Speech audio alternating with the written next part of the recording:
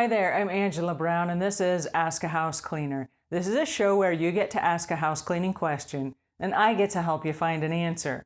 Now today's question comes from a homeowner who owns an 8,000 square foot house. And she says, I am organized. I have a place for everything and everything is in its place. The problem I have is I collect a lot of stuff and I have to keep moving to bigger and bigger houses for all of my stuff. Now I keep having custom closets and custom shelves and custom design work in my new homes so that I can store all my stuff. Now everything is organized, everything is tidy, but I have too much stuff. How do I start getting rid of my stuff? Okay, that is an excellent question, and it's really weird because there are hoarders who are completely organized and they have a place for everything and everything is in its place. And so when you look at the home, you say, wow, this house is neat and tidy. But what you don't realize is that there's something weird going on in the background where somebody keeps moving to a bigger and bigger house and having custom closets and all this stuff built for all of their stuff. Sometimes the answer is not finding more space, but it's getting rid of the stuff. So congratulations for recognizing the fact that this is a curable solution, because finding more space is not always the answer. Sometimes it is getting rid of the stuff. So first of all, what you have to do is just be honest with yourself. What is the stuff that I have? Do I need 8,000 square feet of stuff? If you're one person, you probably don't.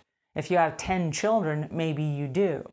Now, I don't know how many children you have, and I don't know the scenarios going on behind the scenes, but what is causing you to have all this stuff? What is this stuff? Are these private collections of items that are resellable? And if they are, maybe this is a good investment for you. But if you're asking this question, I'm guessing that you're probably trying to get rid of stuff because now it's become a burden. And if you're paying for custom closets and stuff, these are $20,000 and $30,000 upgrades to an already expensive home. And so the fact that you recognize this right now is probably a really good place to start. So I would start with one item. I would pick one item and I would decide maybe it's books. Am I reading these books? Because if you have, hundreds and thousands of books, for example, you can switch those over to Kindle and they're all on your smartphone or they're all on a laptop or a tablet. And so therefore you wouldn't need all of the books. Then you have to make a decision. Do you want to sell these books? Because there are websites like half.com where you can sell your books for half price and you can get rid of those books. You're not going to probably read hundreds and thousands of books just because there's not enough time. Now, if you're done with something and it's something that you used in the past, like let's say that it belonged to one of your children when your children was growing up. Maybe your kid had a doll collection. Do you have the doll collection? Are you storing this for your child? And if that's the case, maybe you need to have a conversation with your child and say, hey, listen, I've got 300 dolls that you've been storing since you were 11 years old. And maybe your daughter is now 30. I'm just making this up, but maybe your daughter is now 30. Maybe you want to have a conversation with her about what should we do with those dolls. Would you like me to consign these dolls? Would you like me to put these dolls on eBay and sell these one at a time? And maybe there's a way that together you could create a little business to sell off all of the things that you're no longer using and that you're just paying to store. Because what this has turned into is it sounds like it's turned into a really expensive storage unit. And if you're not using all of the items, and if you have 8,000 square feet of stuff, you're probably not using all of the items. And so as you go through one by one through each particular item, it might be dishes. You might have 5 or 6 sets of dishes. And there may be sentimental value to those dishes. Maybe one you only use on Thanksgiving and Christmas. One might be a set of crystal. One might be a set of fine china that came from your great-grandmother. I don't know, I'm just making this up. Like I said, I don't know what the different items are that you collect. But if you have 5 or 6 sets of dishes, you might be able to let 3 of those go. And you could sell them either on Nextdoor, which is a neighborhood app, where you can sell things that you have in your home, or you could sell them on like the girlfriend swap, or in your neighborhood Facebook group, or on a lot of these buy, swap, and sell websites, or Facebook groups that they have. There are a lot of different opportunities for getting rid of your stuff.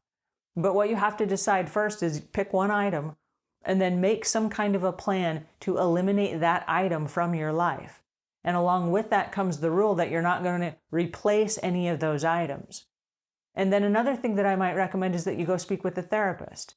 And although your life might be completely organized and well put together, there's something about your background, I don't know what it is, but there's something that's causing you to hoard all these things.